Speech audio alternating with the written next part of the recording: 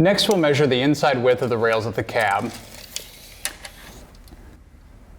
And then we'll take this measurement back to the tailgate end. We'll now make sure the rails at the tailgate end are about the same width.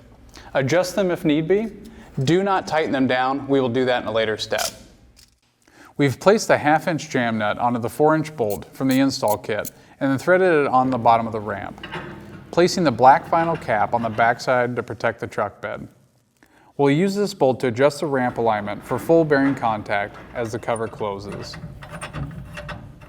While in the truck bed, pull the panels toward you so you can see how the short bearings line up with the ramp. Use the ramp adjustment bolt to move the ramps in or out until the short bearing makes full contact with the ramps without the ramp being so far in that it hits the panel.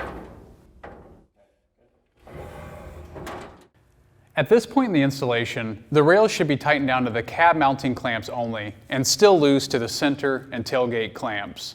We'll pull the cover closed and then use the cover to space the rails at the tailgate end. When pulling the cover back for the first time, it'll be normal for the cover to be stiff.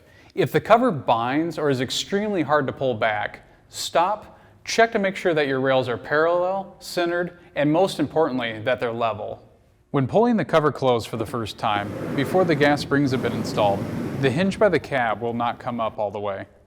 With the bed cover pulled closed, we'll set the distance between the rails at the tailgate end by using the cover. We'll pull in the rail on each side until it makes contact with the rear roller. Center the rails by measuring the distance from the inside of the truck bed to the inside edge of the rail's T-slot. If needed, shift the entire frame and panel assembly to center it while ensuring you still have the rear rollers against the inside vertical wall of each side rail. Again, we want them just barely touching the inside wall and not hard against it.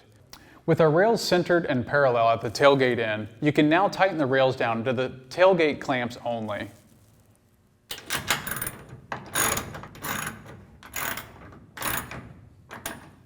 With your rails tightened down to your rear mounting clamps, it's now time to test the operation of your cover. Roll the cover back and forth several times.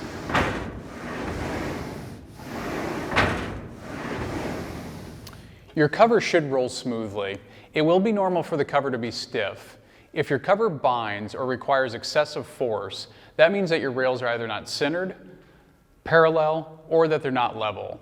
If your cover is rolling smoothly, now you can tighten your rails down to your center clamps.